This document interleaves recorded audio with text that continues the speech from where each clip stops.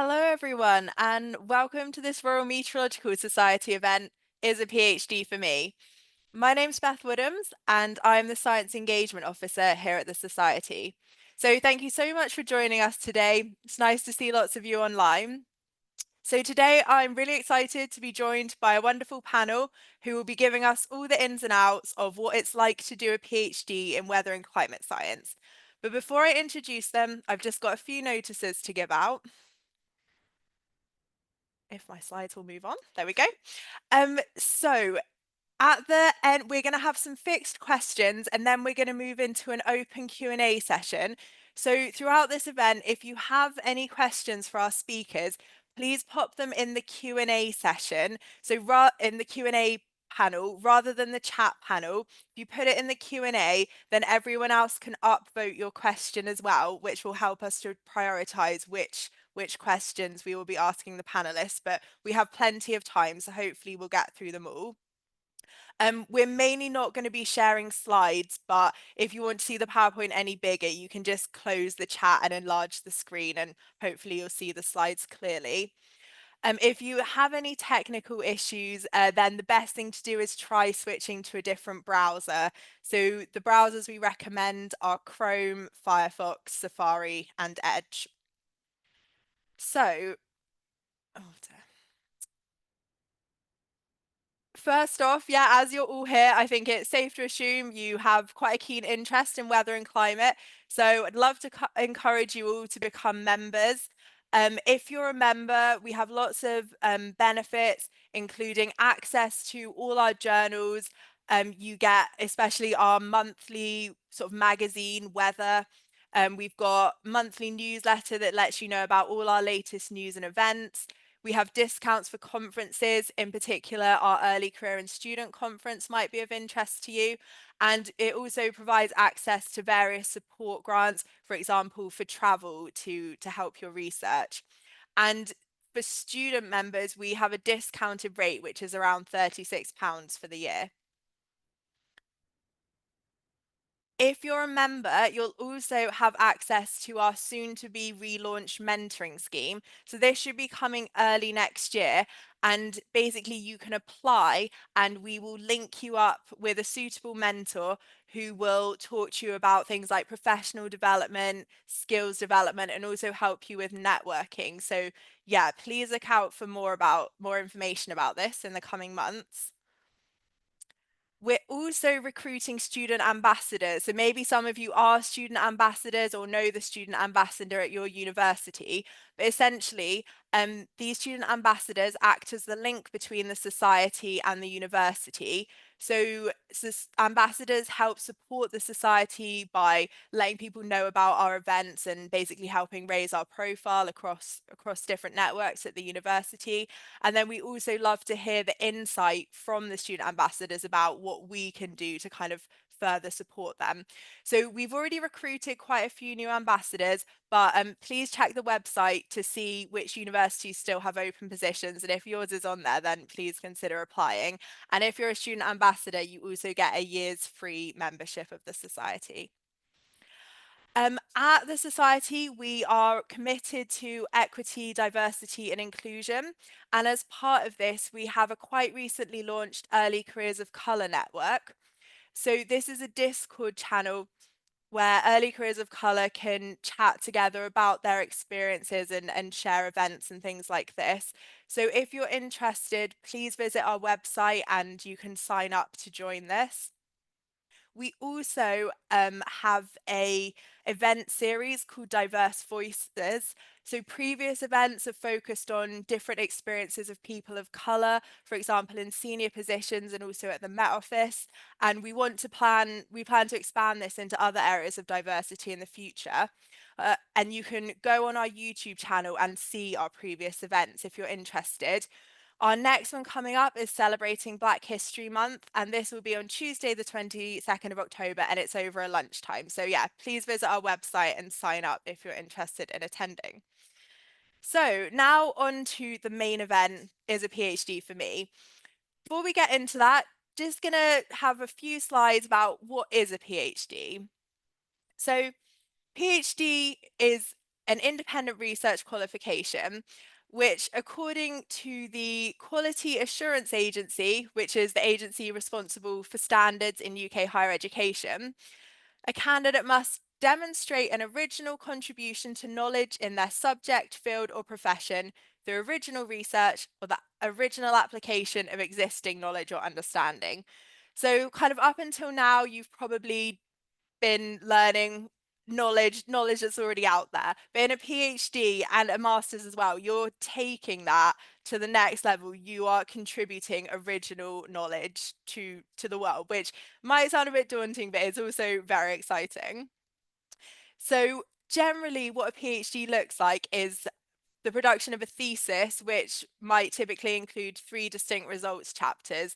And then at the end, when you've submitted your thesis, you'll also sit an oral examination called a viva, where you'll probably have one internal and one external examiner. You all you need to do is complete that and you'll have a PhD. So yeah, nothing to worry about there. Um, Something that I really want to stress today is that no 2 PhDs will look the same. So we're hoping to give you lots of different information today, but the main takeaway is to go, if you're interested, visit the website, have a look and understand kind of what your PhDs that you're applying for will look like. Um, in the UK and abroad as well, PH candidates will tend to have a primary supervisor and then usually at least one other co-supervisor. But when you're applying for a PhD, this is something to think about. And typically in the UK, a PhD takes 3 to 4 years to complete. Sometimes abroad, this is a bit longer. But again, when you're looking for a PhD, this is something to ask and understand kind of what the funding covers. So moving on to funding, generally, if you find funding, it will cover tuition fees and a stipend, so kind of like living expenses. Um, this money can come from the university itself. So if the university has applied for a project, they may have applied for money for specific PhDs. Um, a lot of PhDs in the UK are funded by national research councils. So in the UK, this is UKRI.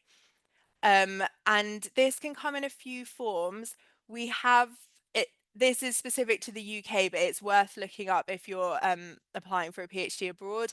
And we have ones that kind of have a more thematic focus. And these in the past have been called Centres for Doctoral Training, CDTs, but now we're moving to focal awards. But this can be a university or a group of universities and other research organisations that have quite a specific theme and have a certain number of PhD projects funded to look at this theme. Or we also have more broad range partnerships, which you might see called a doctoral training partnership or now a landscape award, where there's the PhDs being offered a kind of a broader range, and both of these are likely in cohorts and you'll get additional training around their themes.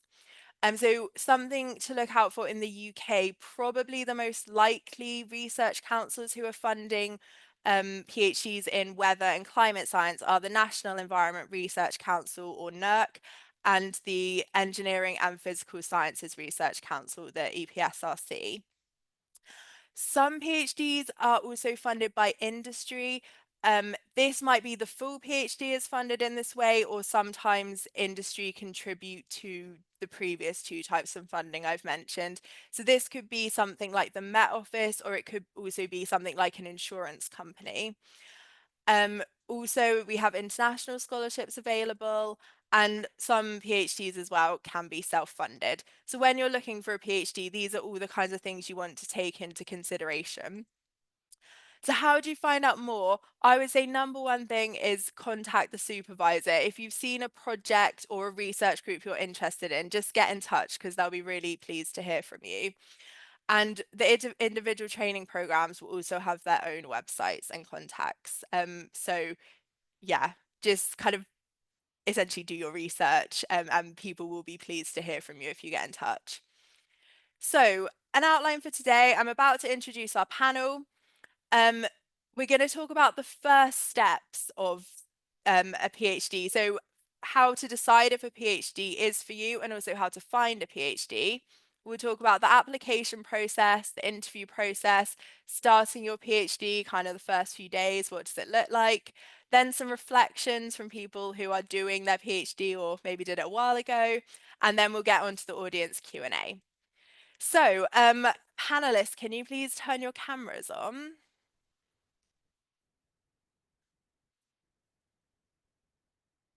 So I'll just briefly introduce everyone. So we have Professor Daniela Schmidt, who is a professor of earth sciences at the University of Bristol. Dr. Hannah Bloomfield, who's an academic track fellow at the University of Newcastle. And then we have our 3 PhD students, Kansas Matu at University of Strathclyde, who is in her 3rd year, Laura Byrne from the University of Exeter, who is in her 2nd year. And then we're really pleased to have Louisa Gomez, who is also at Exeter and literally started her PhD a couple of weeks ago. So she will have some very fresh perspectives for us. So I'm going to stop sharing and going to hand over to the panel for the first question, which, well, a brief introduction from them about why they did a PhD or why they're in the role that they're currently in. So Kansas, do you want to start? Sure. Hi, everyone. As Beth said, my name's Kansas, and I'm currently in my 3rd year of my PhD, just started, and I'm at the University of Strathclyde, and I'm in the Department of Civil and Environmental Engineering. My undergrad is in geography, and my master's is in applied meteorology. After I finished my master's, I was kept on as a research assistant to bring my dissertation to a publishable status. And then I also worked on a couple other projects as a research assistant. And then after that, I worked at Frontiers, the scientific publisher. So I think through that experience of being a research assistant and then also working at a publisher, that really got me thinking that maybe a PhD was something that I'd like to do, because previously I'd never thought it was something I'd want to do, but having that experience of being a research assistant and actually writing a paper for a journal, and then also being on the other side of it and taking submissions from authors from across the world. Yeah, I thought a PhD would be something that I'd like to do, and here I am in my 3rd year now. So that's how I got to where I am today. Thanks. Laura, do you want to go next? Yeah, sure. So I had another career before I came back to study, but as soon as I started my undergraduate degree, I knew I love research and I wanted to do a PhD. So from the beginning, that didn't really change. What did change is what I wanted to do. So as I did my undergrad, I also did a master's degree. So my undergrad was in natural sciences with a lot of maths. I did my master's degree in climate and oceanography. And by the time I got to applying for PhD, I had a very sort of niche idea on what subjects I was interested in and what I wasn't. So I had some friends doing a PhD, I'd met other PhD students, so I had an idea of what to expect. I applied for some, got some interviews, didn't get some interviews, didn't get offered anything. So I decided what I'll do is I'll wait till next year. I had a job offer ready to go. And then I was going to maybe propose my own topic if I couldn't find something I was interested in. And I randomly, I don't even really remember how, seeing the advert for the PhD I'm doing, and I just knew this was the topic, like this was my PhD, this is what I wanted to do. I'm not on a DTP, so my project is part funded by the Royal Society and part funded by my department. I'm at University of Exeter. The application was very quick. So I seen the advert, spoke to the supervisor, sent in the application, got offered the position very fast. My actual PhD, so my subject, I'm modelling the Antarctic ice sheet. I'm looking at ice sheet feedbacks under warm climates. I'm currently in my 2nd year. One of the things that attracted me to this specific PhD is that there was the option to do lab work or modelling. So I had a bit of freedom to choose. And I did initially think I would go for the lab work, but I changed my mind along the way. And yeah, now I spend most of my time modelling. That's how I got to here, I guess. Thanks, Laura. Louisa? Hello, I'm Luisa. I am an international student. I'm from Colombia, and I'm just starting my PhD. This is my 3rd week starting. So I'm working in the physical geography department, and I'm working with blue carbon and mangrove ecosystems in Colombia. That is a tropical ecosystem. around the world, but I'm focusing in Colombia, in my country. I am funded by the NERC, GW4 Plus.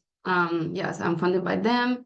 And yeah, so this is my first year studying at Exeter and the Streatham campus. And yeah, welcome. Thank you. Thanks, Louisa. Hannah.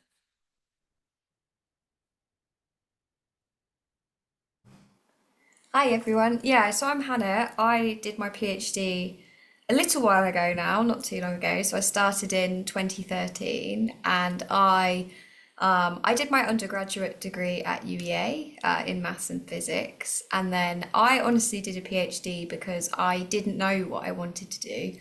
More education seemed an easier decision than going into the real world. Because to be honest, when I applied, PhDs were easier to apply for than jobs.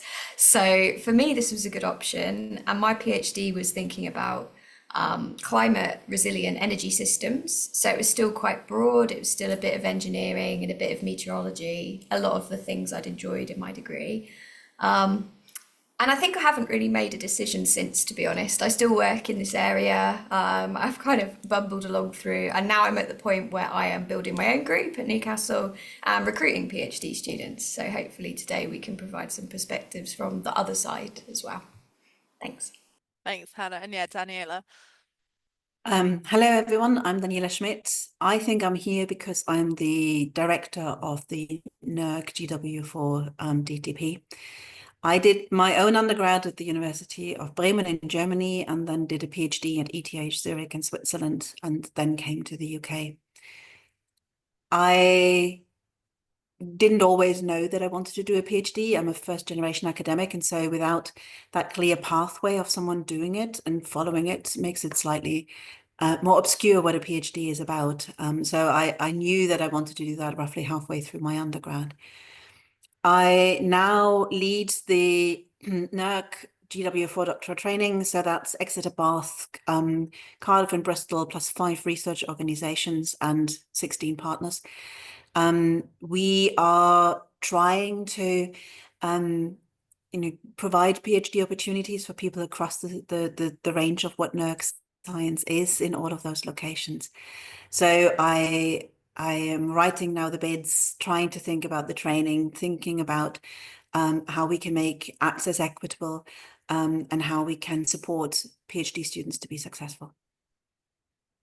Thanks, everyone. So yeah, quite a broad range of topics, yeah, across our panel. So we're gonna move on to kind of first steps, deciding to do a PhD. What should you be looking for with a PhD? So we're gonna come to Laura first, asking, where did you look for your PhD, and what were you looking for, and what do you think you should be looking for when you're trying to find a PhD? So when I first started looking for PhD, I was aware of the DTP. So I was just looking through a lot of the main adverts that come out at uni. So you might have seen them on mailing lists, or you can find a lot of the web pages. So I was looking in all the obvious places. And I didn't really, the year I applied, there wasn't really many projects proposed that really spoke to me. There were 1 or 2 that I didn't apply for because I thought I wasn't qualified. So I think maybe in hindsight, just look for something you're interested in. So I applied for some, had some interviews, and actually after one of my interviews, I decided actually I'm not interested in this project. This isn't for me. So I was ready to propose my own, I think I said this to many guys, ready to propose my own topic. But then I just seen an advert for a PhD in like polar climate modeling, and I knew like this was for me. What I was really looking for was the project, I think was the most important thing, and also the supervisors. So these are people you're going to work with for probably about 4 years. So they need to be people that you get on with, you can work with, you work in the same style. Yeah, I think the project was the main thing I looked for. I know other people may look at specific universities or supervisors, but that was maybe less of a thing for me. Thanks, Laura. If that answered all your questions, sorry, there's a few things. Yeah, would anyone else like to jump in on that? Perhaps someone was looking for something different when they were searching for a PhD. So one of the things I think it's important to remember that, I mean, I assume that most of you are based in the UK, but you might look for PhD positions more broadly as well. And the approaches to this are different. So, some PhD positions are properly in continental Europe are properly paid jobs with, national insurance contributions and stuff. And so they are often advertised on Earthworks or, Find a PhD or some of those outlets. So in my case, I was bound to go to a specific place because of my personal situation. And so I contacted people there and basically said, this is who I am. I attached a PDF of my master's project, told them what I'm vaguely interested in, and saw if someone would bite. And I didn't know, I was quite naive at the time, that ETH is a very rich university, and so that was feasible.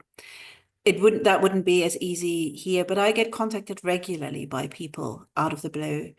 If you do that, do spend the time to do it specific. I get them often where either my name isn't right, or the location I'm at isn't right, or they do something completely different and don't tell me why they want to come to me specifically. And I'm happy to support people with a very different background. I've done changes in my life, but I need to know what kind of skills they think they bring and why this topic is interesting.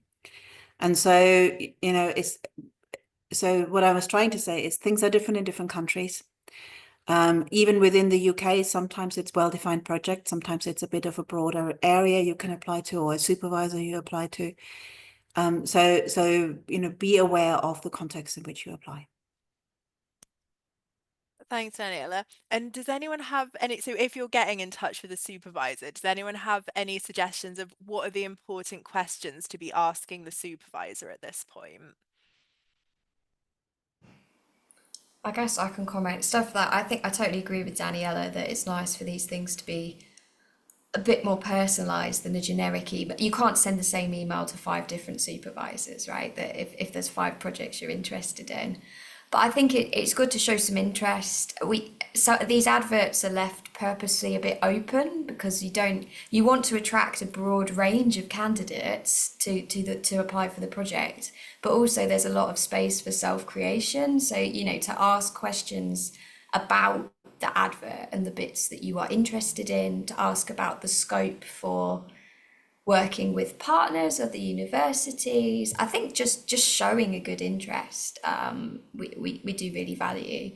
And I think it is really good to get in touch with the supervisor, because I have had students who've contacted me about a project and it hasn't worked out, but when they're a very good student, you remember them for other projects, right? And we get more opportunities. And I think a lot of PhD students, the project they're doing was not the first one they applied for and the first one they got offered, right? Sometimes the process is very competitive. So, it's good to make that contact and to make yourself stand out. Thanks, Hannah. So the project, we've heard from Laura, is kind of a key thing to be looking at when you're applying, but also the supervisor. So what kind of things were you looking at in a supervisor when you applied, or what would you recommend to others to be looking for?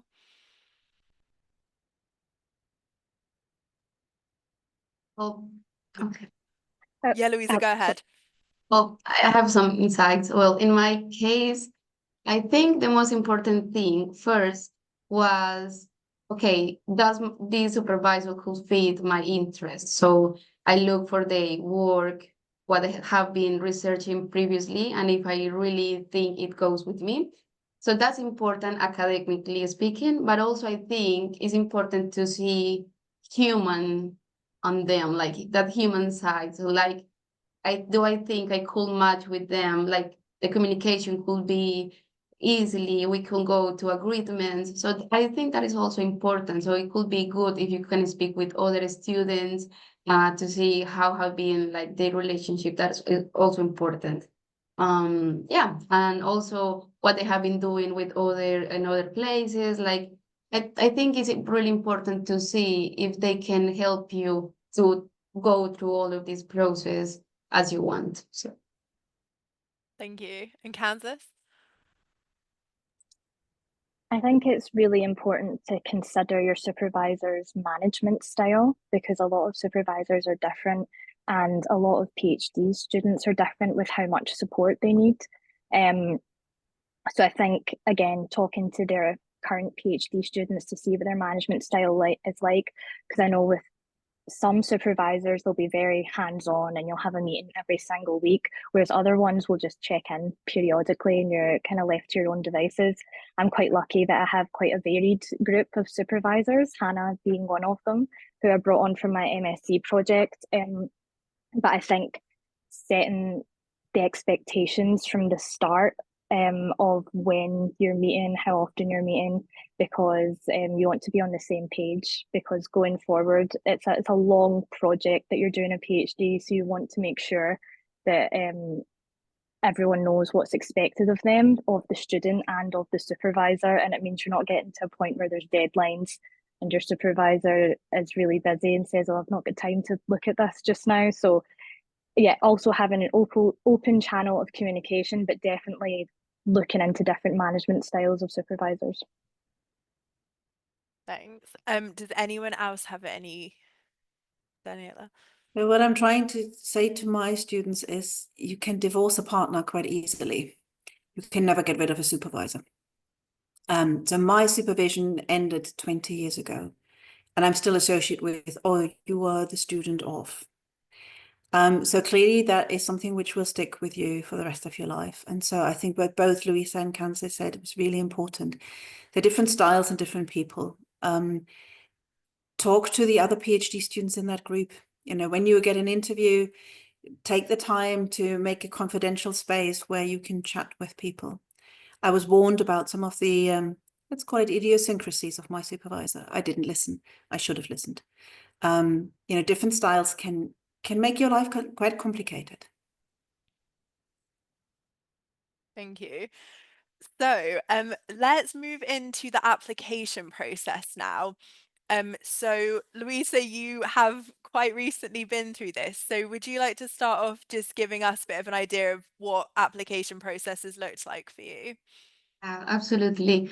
So first, well, because I haven't done a master's degree, and so I just jumped from undergraduate thesis. My undergraduate program is in forest engineering, and then I work in research afterwards. I did an internship. So because of that, I wanted to be sure that the topic I was searching for, it was the topic I really want to develop for a PhD.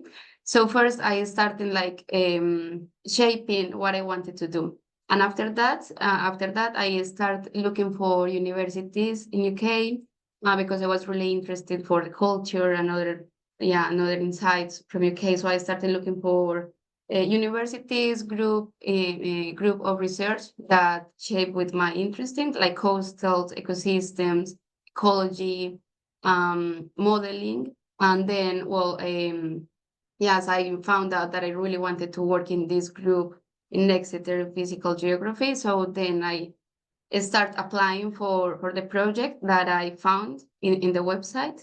So I developed a cover letter, like this was a motivational letter, what I want to apply. Also because I'm a student from Columbia International, so I have to meet the English requirements. So I also prepared this with time. I have to have like referees, so I spoke with them to take them to help me to give me a feedback. Yes, and also shaping the proposal. So I applied for this, and it was a process applying to university and at the same time to the NERC funding. So yes, it was in that way how I applied to. Thanks. Kansas, do you want to jump in? Because I know your application story was a bit different. Yeah, sure. So I had been working as a research assistant and I was on the Met Jobs mailing list, which if you don't know, it's a mailing list, and like it says, it has all sorts of meteorology jobs, postdocs, PhDs, summer schools, and it gets sent around daily. So an opportunity for a PhD at Strathclyde came up on that, and I live in Glasgow anyway, so I thought, oh, that's great. And it was a subject I was really interested in. It was quite similar to my master's thesis. So I applied for that, and unfortunately, I was unsuccessful with that. However, they were still quite interested in my application. So even though I wasn't offered the role, I was offered an informal interview just to have a bit of a chat. So I went on to have a chat with my now supervisor, and we had a really good chat, and he gave me a bit of career advice about applying for other PhDs or going into industry, because at that point I wasn't really sure what I wanted to do. And he said, right, we've had a good chat, I'll keep your name on file, and if anything crops up, I'll get back in touch with you. So 7 or 8 months later, I hadn't heard anything. I'd started working at a scientific publisher, and I get an email out of the blue from this supervisor saying, do you still want to do a PhD? Because some funding has become available, but it's very time sensitive. I need to know within the next 2 days. So that was a bit of one of those like big life choices. I thought, okay, I've got a job now. Do I want to take a massive pay cut to go back into education? But I would really like to do a PhD. So I decided the stars have sort of aligned. It's in Glasgow. It really suits me. And so I managed to defer it for nearly 11 months. So I was still able to work and get a year's work experience. And then I started my PhD. So I think for me, I only applied for one PhD. I got rejected from it, but then got offered something else. And because I was offered it, there wasn't a specific project attached to it. So I was able to really mold it into what I wanted to do. And I was able to bring on Hannah, my MSc supervisor, to be one of my co-supervisors. So I think just remembering as well that everyone has a different path into a PhD. I never thought I would end up doing one. I thought that was it for me once I'd been rejected from it. But I'm glad that I still had that chat with him afterwards, even though and yeah, here I am now, nearly finished in my last 12 months. So that was my sort of story of getting into a PhD. Thanks, Kansas. Yeah, a great example of why, networking and getting your name out there is important, because people will remember you. Laura, do you have anything to add about the application process? Sorry, I was just looking for my audio there. Yeah, mine was kind of different as well. I think a lot of the DTP, they follow the same process and all the applications going at the same time. I think because I already had my application written, and I applied for one of the, actually a DTP, I applied for 4 different projects. So I kind of had an experience of going through the process, speaking to the supervisors, which was useful. And I don't know if I'm suggesting applying for things you're not interested in, but just get the applications in, because like I think for most students, you are going to have to apply to a few before you actually get there. So practice writing those application cover letters, go and speak to supervisors, speak to your tutors now, or like some of your module leaders, ask to speak to their PhD students, or what they think it looks like. There is a lot of help and information out there if you are interested in doing this. So just I'd say, make use of what you can. So I guess on just a really practical level, Kansas, you've mentioned the Met Jobs mailing list. Where were you guys searching when you were looking for PhDs? I think, well, my supervisor just hired a new PhD student who found the PhD on jobs.ac.uk, or find a PhD. And I think mine was on the same place. But there are, as like the Met Jobs mailing list, this cryo list, which is more like cryosphere things, which has the same PhD options on. But I didn't know about that until I started my PhD. I don't know where you find these things apart from Google searching or speaking to other people who are already there. Yeah, some of the websites that have been mentioned today, we will collate those and put them in the post-event email so everyone can access them. But sometimes it's also the other way around. If you know what you want to do, then you find the person, and then you see if they are advertising a project, because they're all in different doctoral training entities or other ways. As everyone said, the NERC facing ones have an agreed closing date, which is the same across the entire country, and we have an agreed offering date, which again is the same across the entire country. So that we want to avoid the competition of this university does this and this university does that. But I like to echo what the others have said. So I have the numbers from this year's application, and Louisa already heard them at our orientation a few weeks ago. But we had over 800 applications for 23 positions. So that's 3%. So you will have to apply for more than one doctoral training entity so that you have more chances, or you're accepting that you know exactly what you want to do and the price might be you're not doing it this year. So, you know, it's something has to be flexible, either how often you apply, what the project is. Yeah. So yeah, now moving to Hannah and Daniela about what the supervisors are looking for, and also Daniela, from your perspective, what the doctoral training program is looking for in a candidate. Who wants to? Hannah, yeah. Yeah, I can start. So I think, I mean, yeah, I can echo Daniela's, like, it's very competitive. So I think making these applications as easy for the supervisors to see how brilliant you are as possible, right? So when you're like writing your CV, in these adverts, we will say what is required at the bottom. There'll be some stuff about the project, and then it will say, like, often it says you need like a 2-1 in a physical science degree. It might say you need some various technical skills, or encouragement that you're have some experience in a particular discipline. I think, like, make that information really easy to pick out of your application. If you email a supervisor, be very clear about the bits you're particularly interested in. But we have to sift a lot of applications when they come in. So, like, I advertised, not through a DTP, but I advertised a project that started a few weeks ago, and we had over 40 applications for a 1-page advert, right? So you have to really dig into that information and think about, what am I really interested in here?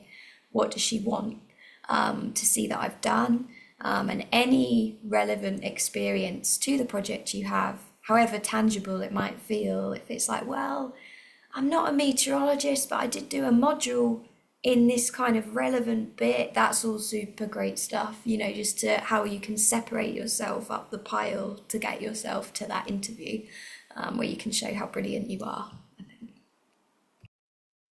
So we have changed our application process since I've become director, because I wanted to move away from supervisors just looking at the transcript and judging someone based on the marks when I don't know what your circumstances were in that year, or if you had just, you know, faced some really complicated decisions and couldn't concentrate on the degree.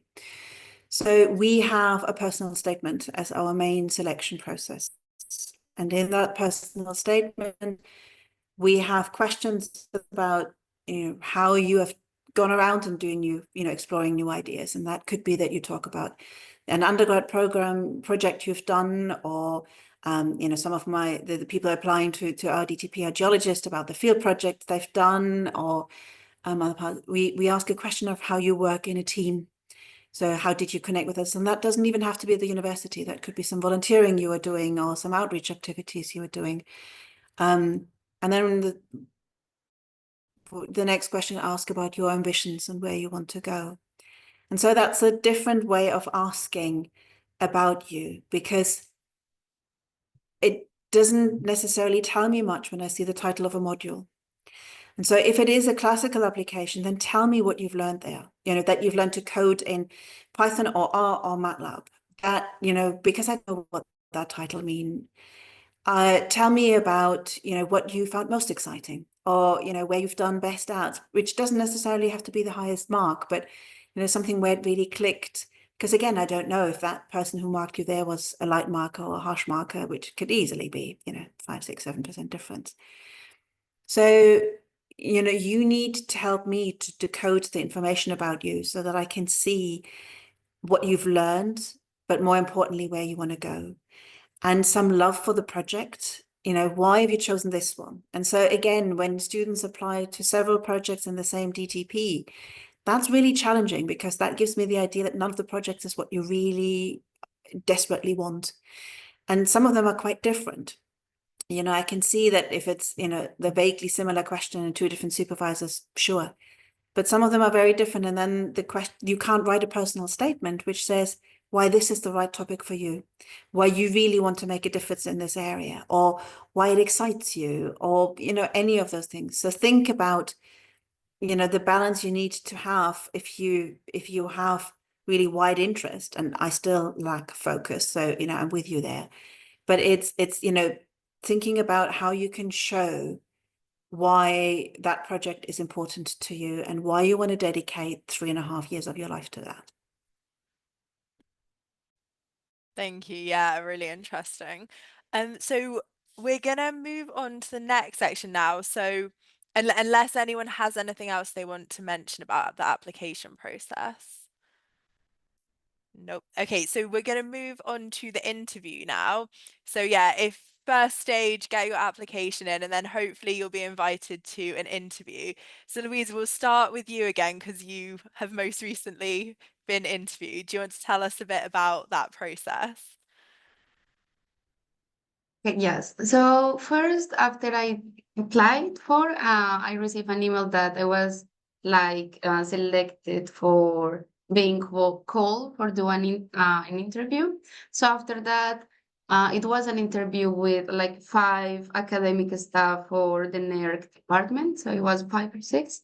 It was not related to my necessarily to my topic. It was people from maths department, yes, like another area. So like I was kind of prepared to have questions from abroad, like areas. So the main thing in the interview is like I had to do a 5 minutes presentation of myself, like about my skills, my research experience before, what I have been doing. So I spoke about what I have done in Colombia, that then I did an internship in Panama. So I work in this, like, I show what I have been doing and how all of this experience and desires makes me a good, suitable person for the project, because I think they were really interesting to see like you really match the project and you are able to develop this because of your experience and skills.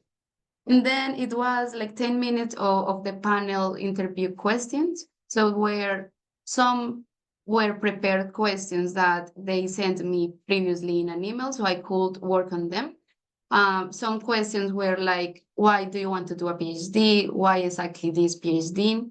What are some goals or aims of your project? What are you working on? They also asked me for show to them an article that I have previously read. So like why I'm interested, why I like this paper, like what the researchers did well, what they could have done better. Also, they asked me to take them through a difficultness that I have had in previously research. So like I spoke about some things that I did in my undergraduate thesis that I think I could have been better, why, things like that. So these were the prepared questions. And after that, it was some like unprepared questions. So they asked me about some specific things about my thesis from the undergraduate. And also like, it was a question like, if you have unlimited budget, what would you like to do in your area of interest? So yeah, that's some questions that you can like prepare in that moment. I also, before the interview, I contact with my supervisor. So this was really nice because we can like practice the presentation to be on time. Because for example, if you extended more than the 5 minutes, they will like, okay, please stop. So yeah, I was like concerned about that. So I was able to practice with them the questions, the presentation, and yes, they also asked for if I have questions to them. So I asked something about like what is the next steps in the process for the application. Yeah. So yes, it was that. I also get prepared for the presentation, like what to wear. So I prepared like, okay, I want to look smart, like professional. I want to have a background clear, good lights. So that is good if you are in an online presentation, but also like what you wear is also important if you are in a present with them. So Thanks, Louisa. Yeah, that I was think you touched on something important there, which is often in the DTP type situations, the number of projects that are available are more than the number that will be funded. So the supervisor, it's really in their best interest as well to help you so that it's their project that's the one that gets funded. So yeah, that's so great that your supervisor helped you prepare in that way. Yes, yeah. So that's a good thing of getting in touch with them before doing the interview, and they also have some experience with other students before, so they can orientate you. So that's important. Kansas and Laura, do you want to talk about your interview experiences? I'm interested if either of you had kind of more like science specific to your project questions, or if it was all more general questions. Yeah, mine was very similar. I do remember having to do a presentation about me and about some research I'd done in like a 5-minute window, which is not very long. So that is definitely worth practicing if you have something like that. But it was general questions. My interview was online because my institution was so far away and the supervisors are based at different places. So I had an online interview, but then I also got to visit in person as well, before like I decided whether I accepted or not. I don't know if in person or I don't know if Hannah or Danny have any thoughts on whether the difference between in person and online, because I've only experienced one. So we have started to do ours online because the cost for the DTP is exceedingly high if we travel everyone over, and we want everyone to have the same approach to it. So my university, not for PhD applications, but for big grant applications, does some training on how to have a presence, which I'm completely ignoring right now. But it's if you're giving a presentation, stand, have the laptop propped up somewhere, because you look so much more animated when you're standing and you're talking, and you're much more relatable as a person and not just a little digit. But we've all been trained over the last 4 years to do this. Think about the fact that a panel tires a lot as well. They will see 20 students or so. So try to, in the best possible sense of the word, stand out. Don't overclutter, don't do two animations. If they let you to have animations, we don't allow presentations without, we do just oral. So it's make sure that you know what they expect, but come up with ideas of how you can talk about it and practice it. If your tutor doesn't offer it at your degree, find some pals. Worst case, talk at your mum. And just have someone ask questions out of the blue, which you hadn't agreed on, so that you get over that startled feeling of, what am I saying now? And that's still the same for us now, right? I mean, if Hannah would do a fellowship application tomorrow, I would do exactly the same to her. So that's best practice, is, finding some peer mentors and some other mentors and going through that. So don't see that as I need this because I'm just starting. That's what we all do because it's good practice. Yeah, definitely. I had a mock interview yesterday and it was horrible, but it will be very useful, right? We just have to, hold the fear. Yeah, the only thing I'd add to what other people have said, so totally agree with all of it. I always ask students, how do you feel about living in Newcastle? Because I think often we get so engrossed in the projects and the process that a lot of people, you move into a new place, right? And hopefully you'll only be working like 7.5, 8 hours a day. You've got all this other life to lead. And every time I ask it, everyone just looks at me horrified and just kind of goes, football? Geordies? And I'm just like, you've got to live here. Have you thought about if you'd enjoy that? Some cities, it's just like Bristol, I used to work there. It's just a no-brainer, isn't it? It's lovely. But some places it's like it is quite cold. It is quite wet, particularly when you interview international students. It's like, have you looked at the climate? Are you going to be happy? Also working with your supervisors and living somewhere that's a little bit cold and dark. I think it's an important part of the process to think about the place that you're going to work. So one of the questions in the Q&A was about common mistakes. I think one of them is talking too much. When you ask a question, don't go on forever, because they have a set of questions they need to get through to treat everyone the same just by law. There's a limited amount of time. If you talk too much, they can't really give you much time to talk about it. So think about giving an answer, but don't go on forever. And Louisa said, most of the people on your panel will have no idea why your project is interesting, because it's going to be miles away from what they do. So make sure that you talk about it in a, like you would talk to someone who's just doing their A-levels, that level, show some insights, yes, but make sure that you pick everyone up. Thanks. Kansas, did you have anything you wanted to add? Not really, I suppose, because I didn't do a formal interview, and it was more so just very informal. So I didn't feel as much pressure because I already knew I hadn't got the project I'd applied for. So I was able to just really talk about my master's thesis and the research assistant work that I'd done, and I guess that impressed my now supervisor since I was offered a role off the back of it. But yeah, I think just being genuine and not being scared to show that you're a person as well as an academic, because like everyone's touched on, you're going to have a relationship with your supervisors for a long time. So also using that interview to see how you get along as people. Thanks. I just think about the mistakes as well. I think sometimes it's absolutely fine just to take a pause and to think about what you're going to say before you start talking, because I think that's one of the reasons that we can talk too long, because you start and you try and get to a point and you maybe never get there.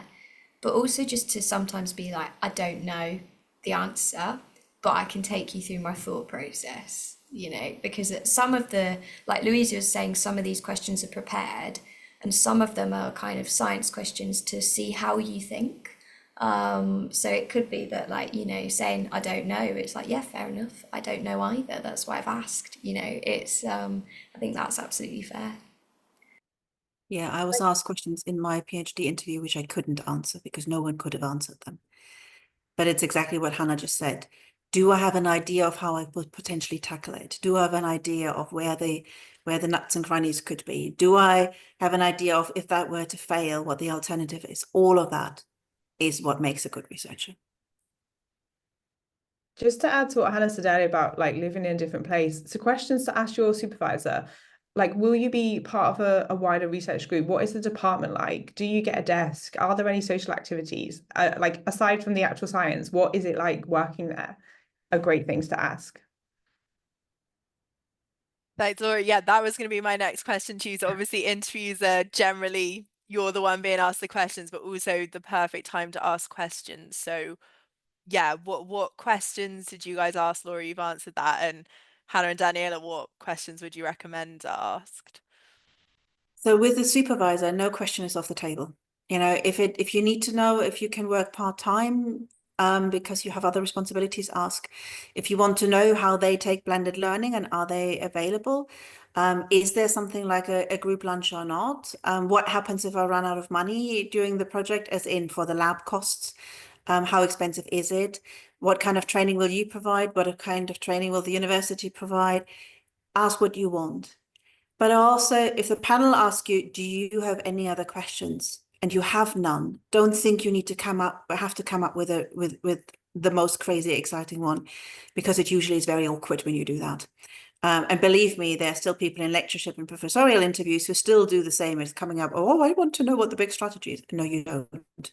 You just want to have this job right now. So, it's fine to say, thank you very much. I think we've addressed everything I wanted to ask. And if there's something else, I'll come back to you. That's perfectly acceptable as well. So don't come up with a question just because you've given the opportunity. If there is none, if you have them, ask. Yeah, definitely. And I think because we've mentioned all these different schemes and it is quite confusing, you can also use it as a point for clarification. So maybe not in the interview, but when you're contacting before, you could be like, just to confirm, the travel costs on these projects have a different, is there any way I could top this up myself? Are there things I could apply for? Show an interest.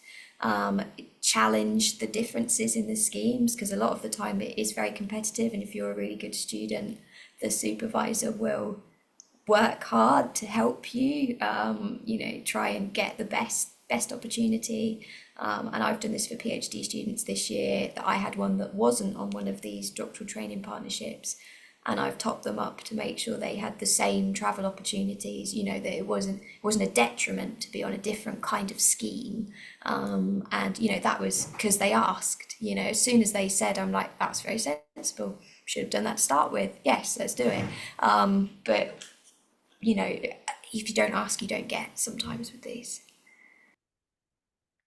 So, unless anyone else has any comments on the interview, oh, let's move on to actually starting your PhD. So, Louisa, we'll come to you. What have your first 3 weeks been like?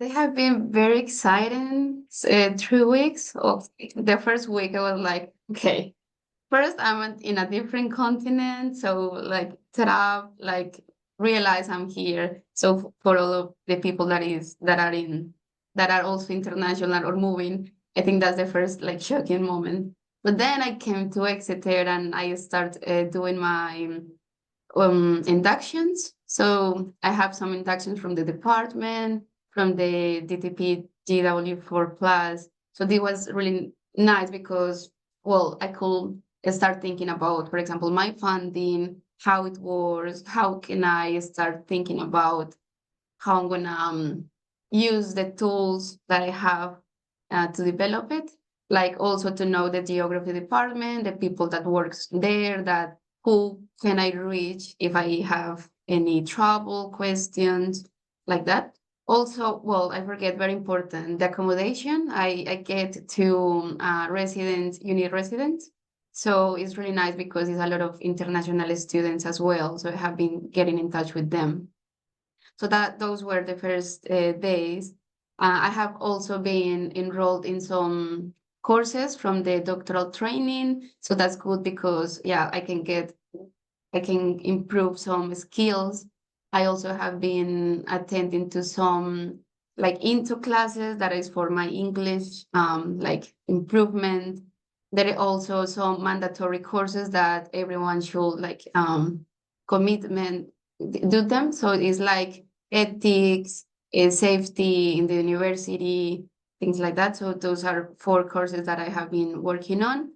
I also enrolled to some geography courses that I wanted to do. So one of them is like coding for analyze spatial analysis on coastal ecosystems. So that's like we don't have in the PhD we don't have modules specifically, but you can enroll some like from masters. So I took these two.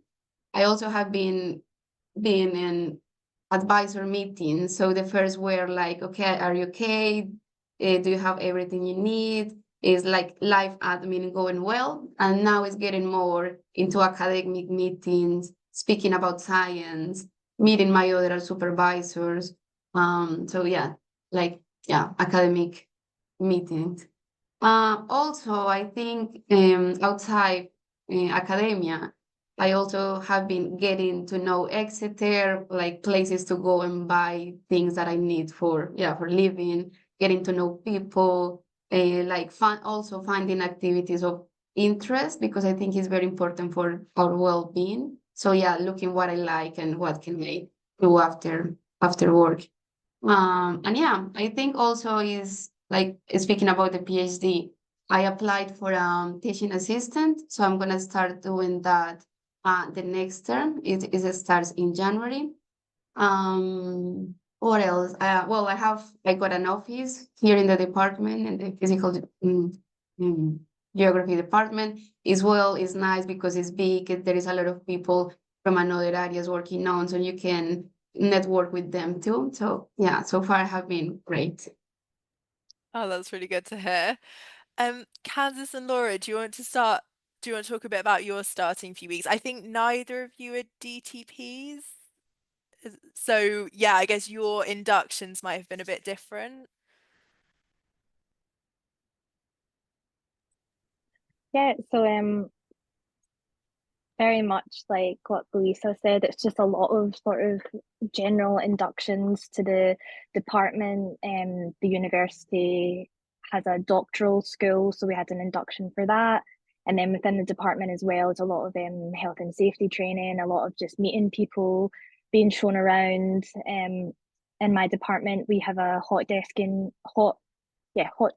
area for PhD students rather than individual offices. So it's very much like starting any sort of new course where it's just like getting to find your way around and who to speak to for what and trying to remember people's names. And yeah, Laura, if it was any different for you. Yeah, mine is very similar. There's all the mandatory training. One thing I was going to say, because I've just seen it with all the new PhD students, is people tend to go quite easy on you. Like the first few weeks, you're just finding your feet. The academic pressure is not really on. You're just learning where things are, doing your training, maybe like finding somewhere to live. Yeah, very, very, very similar. I don't think I had any, it was very different to me. So when do you feel, I don't know, things started to ramp up? Kind of what was the first piece of work you started to do, you know, lots of reading, this kind of thing? Yeah, Me, well, in my sorry. sorry. Go on, I Louisa. can go. Okay. Well, I just started, so it's a lot of reading, trying to shape the 3 chapters I want to approach in my PhD. So I'm starting working on them, like a lot of reading, trying to find knowledge gaps or things I want to work on. So yeah, lots of reading. Yeah, that's Laura. Go ahead. I was just exactly the same. It's lots of reading. For most people, even if it's a subject you've done before, maybe you've done a dissertation project in it, there is a lot more to get to grips with. I think most students will probably say the same thing.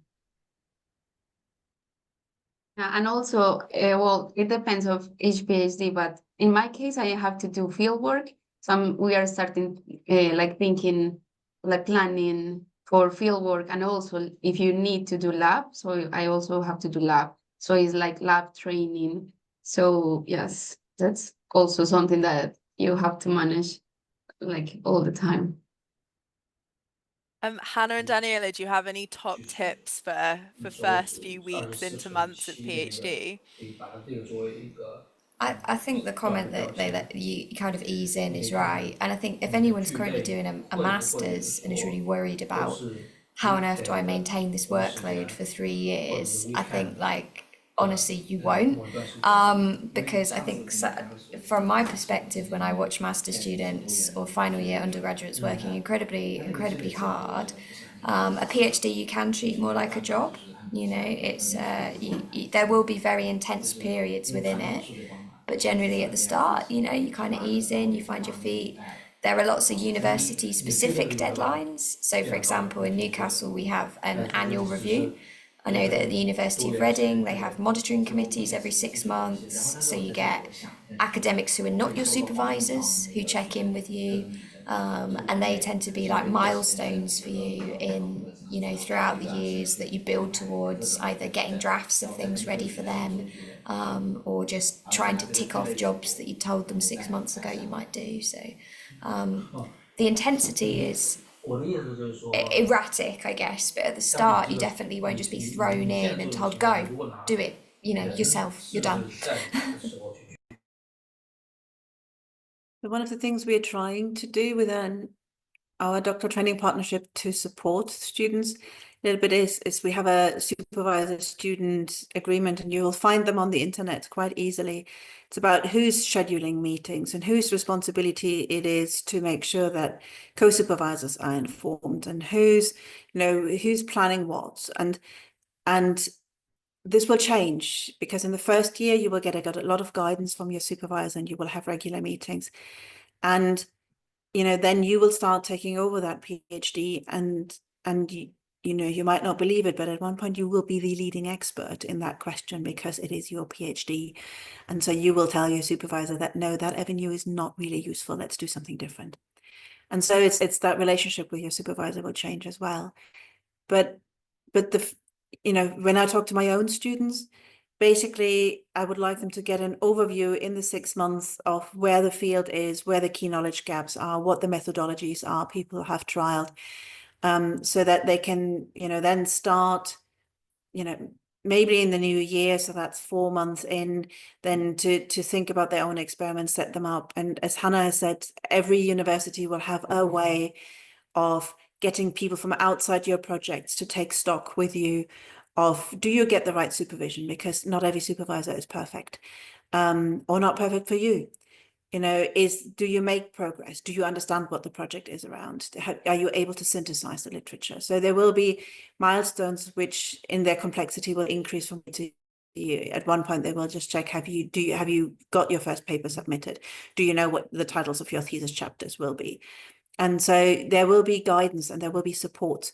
There's also, wherever you go, there's your doctoral colleges. They're called different things, but ultimately they are university-wide support. As Luisa said, there could be, writing in English as a foreign language, there are presentations with confidence, and lots of other opportunities as well. And I wish I would have done more there. So in contrast to Hannah, I can't code even if my life depended on it. And that is now holding me back. But now getting 3 months of my life to learn how to code is not going to happen. So it's grab opportunities, learn as much as you can, make friends. I still have really good friends from my PhD time, and as you guessed, that's a while ago now for me. So, and are there still people I can relate to and rely on? And so and Louisa talked about being grounded where you live and have things outside your institution as well. A PhD will be hard, and there will be moments when it's unpleasant. And being able to just close the door, walk out, and then go and play tennis with someone, or go for a walk, or whatever it is, whatever tickles your fancy, but have a life outside. Thanks. Yeah, really good advice there. So I think now we'll move into just kind of a few reflective questions about kind of the highs and lows of PhD, which Danielle has already touched on. Just a reminder, start putting in your questions to the Q&A, and you can upvote the questions that you really want answered as well. So to start off, Louisa, you might not have been able to reflect on these yet, but for the others, what's been the hardest part of doing a PhD, or what would you kind of advise potential applicants to think about before they apply? Kansas or Laura, do you want to start on that one? Yeah, so I think for me personally, the hardest part is managing your own time. Doing a PhD is completely different to doing undergrad or masters, where all your deadlines are set for you. And you need to be quite organised and on the ball with your PhD, because your supervisors aren't going to come running after you and say, have you done this yet? It's more so like you need to give it to them and say, I need this back from you at this date so that I can make this submission. So I think going into it with a really clear idea that if you don't manage your time effectively, you're just going to be a detriment to yourself, which can be really difficult, but it's a total mindset shift. Secondly, I wish I had looked into funding more before I started my PhD. And the reason I didn't is because I just had no idea. So I am funded through a scholarship that is offered by my university. And with that, I get my tuition fees covered and a stipend. I do not have any sort of excess funds to travel, so for conferences or summer schools, anything like that.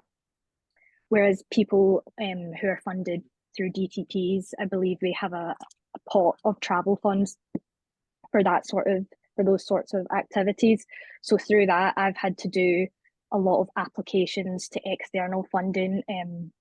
I got funding from RMETS to go to the Early Career and Student Conference. I've recently just been awarded funding by the Scottish International Educational Trust so that I can go to EGU next year. And I've also been awarded funding by the Met Office. And this has given me a lot of practice of writing funding applications, but it's something that should be considered. Think about where your funding comes from, because especially being a meteorology student based up in Scotland, I feel disconnected sometimes from the rest of the community, which is why I get so involved with RMETS and the Met Office. But travelling down south is not cheap. So it's also thinking about how you want to be involved, and maybe that comes into play when you think about what sort of institution you want to go to. You need to think about what you want to attend in person. And so I went to 2 summer schools this summer, and one of them was covered through university funds, but the other one I self-funded. And even though it was a bit of a hit, it was such a brilliant experience, and I'm so glad that I paid for it because I met loads of amazing people. And it was really beneficial for my PhD and my own progress. And then off the back of that is also knowing what's involved. So I know, I think Louisa had mentioned that she was doing some modules, some master's modules. Because I'm in a engineering department and I'm doing a geography meteorology PhD, there's nothing really available for me to take module wise to build my skill set there. And I'm also not able to demonstrate or do any teaching, which is again why I'm so involved with RMETs, because I want to make sure that I'm topping up my skills where I can to make sure that I come out having a PhD where I've got lots of different experiences rather than just the individual research. So I think just do as much research as you possibly can about your institution, what's available, what's expected of you within your PhD, teaching, not teaching, and what you can do. That was a lot, but those are my reflections so far. Thanks, some really important points there. Laura, would you like to add anything? Yeah, so well, two things. One, kind of similar to some of the things Kansas was saying. So I'm not on a DTP, I'm not part of a massive research group, and I'm also down in Cornwall, which is lovely. But there is, for the first year of my PhD, the only other person I knew who was using the same model as me was my supervisor. So I had to put a lot of effort into networking, going to conferences and summer schools and developing like those networks and meeting other people doing something similar. So I have some friends in the department who work in the lab and they do different things, but they maybe use the same equipment. So when they're stuck on something, they can just ask somebody in the room, which I didn't have. I think I naively thought there would be a group of people. There is a small group of us and we're not all in the same place. It is getting bigger now, which is great. But yeah, aside from that, I think a lot of the challenges are very specific and unique.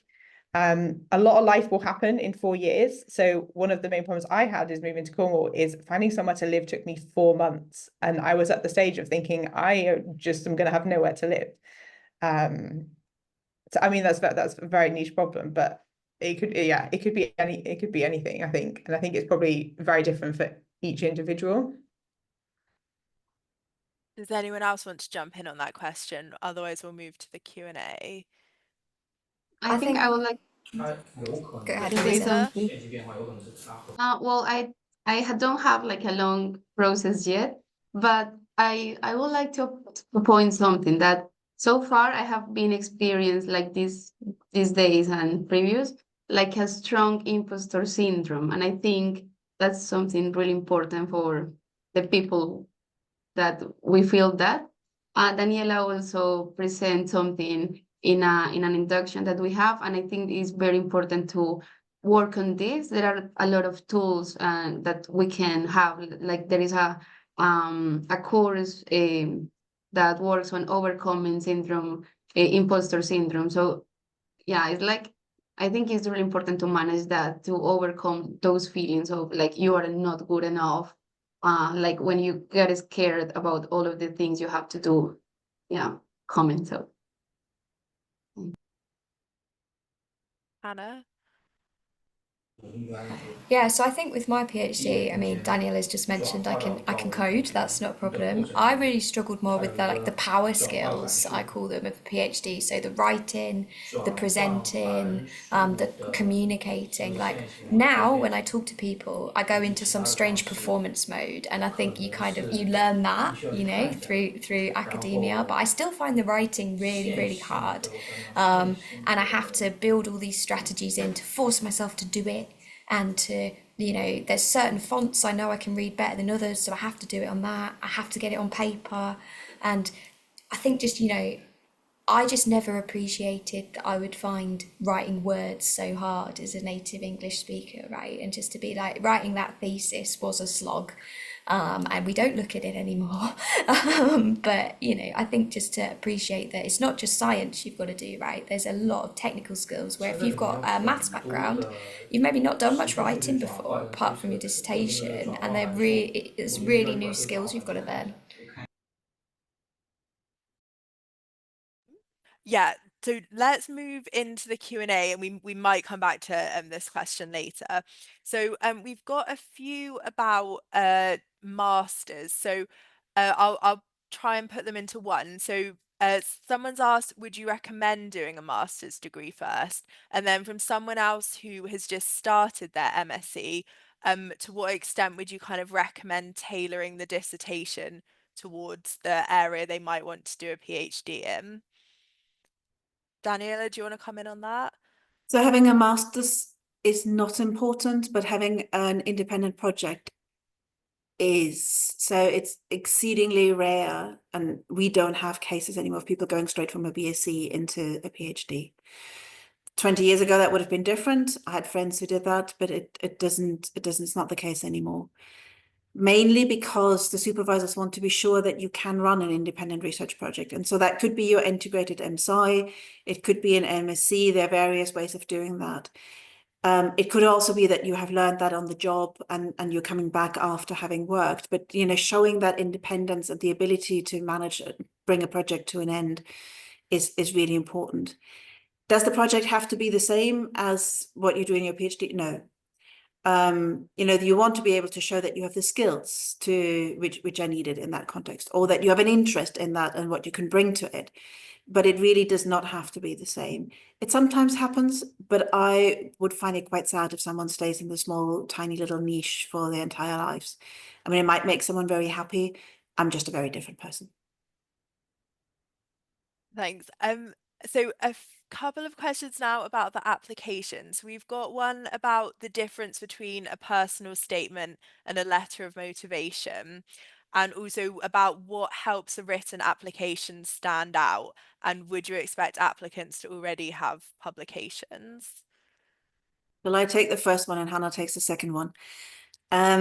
So what it means, so a letter of motivation is usually in a more classical application where you have your transcript, which has your marks and your references and things like that, and then you have a page or so where you show why you're interested in that project and why you're interested in doing a PhD. So some of the things we've just been discussing. Most personal statements have specific questions, and so they will guide you. And in our case, we do an online training in that, and you don't have to apply to us to join that online training if you just wanted to know how that's done closer to the time. Hannah's just left me, so I have to pick up the second question as well. And so if you don't know, ask the whoever advertised it, because they will know very clearly what they expect there. What was the second question? A publications expected. So do you have to have a publication? No. An increasing number of people do, but that's a position of privilege. It says that you had the time, you had a project which was written in a way for your master's that you had a supervisor who taught you how to publish, that you had the time afterwards to not work and finish this off. So it's by, but more increasingly people have done it. Increasingly people have done internships somewhere, and have shown that they, someone mentioned field work earlier, that they can live in a different setting, that they can set themselves in. Give examples, and if you don't have a publication, then talk about the fact, what the key learning was from your project. If you've never done an internship, then talk about work you've done outside in hobbies and community work and other bits you've done, but just make yourself stand out from, I've done these degrees with these modules, and this is the marks I've got. Tell us a bit more about you. So we've got a question about would you recommend gaining some experience in research before undertaking a PhD, and by working as a research assistant? If so, how do you get involved in this position? I mean, Daniel has also just mentioned work experience. So, for example, in the summer between semesters. But yeah, has anyone here worked as a research assistant?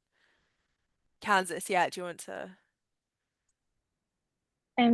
So I think personally, if you can, it would be very useful. I don't think you have to do it, but for me, working as a research assistant to bring my master's dissertation to publishable status, and then going through the process of publishing it was really useful, because it was sort of just like doing a chapter of a PhD essentially. So then when I came in to start my PhD, I already had an understanding of what would be expected of me, what the day-to-day would be like, and the process of how you complete an individual piece of research, from the question, the methodology, the analysis, the results, etc. But I was in a very lucky position where, after I finished my master's, my supervisor at the time had a pot of funding and was able to give me that position. So otherwise, I don't really know how you would get into it, but I appreciate that, yes, I was a sort of one-off, but I did find it very useful.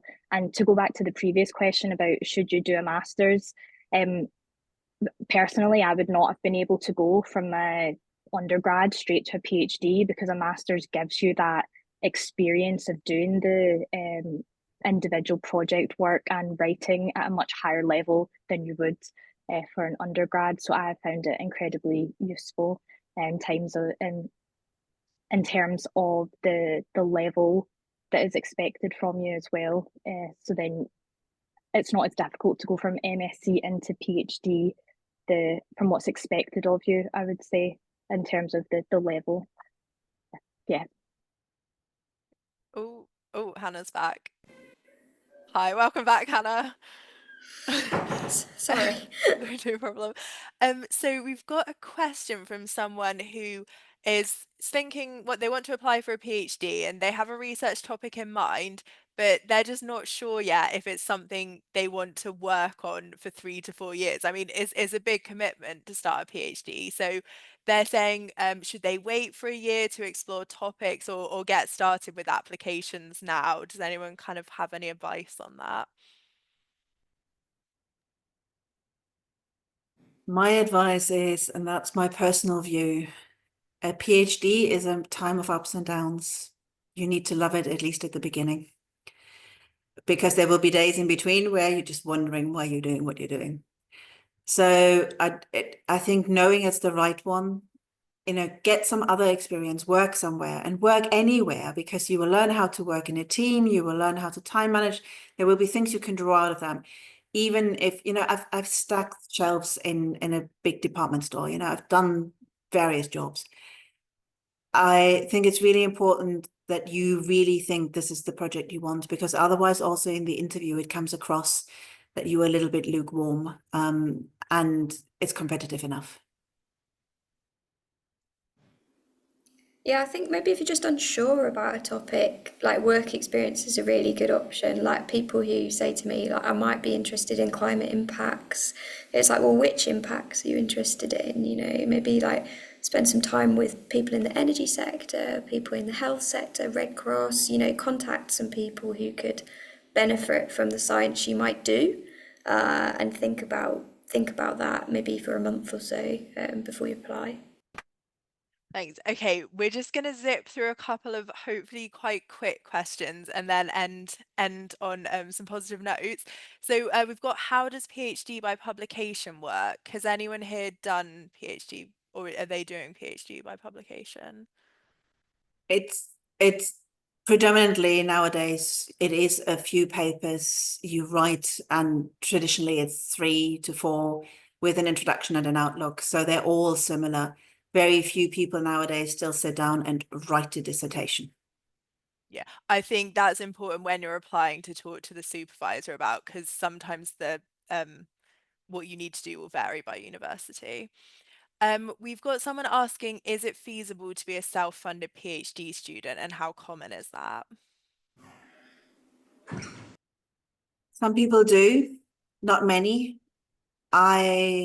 I'm always reluctant if people contact me, and I tell them that if we can't find the funding, I'm not going to take them, because working to sustain yourself while doing the PhD, and as Kansan has pointed out, I need to have at least £10,000 laying around somewhere so that they can go to conferences and summer schools and fund the lab.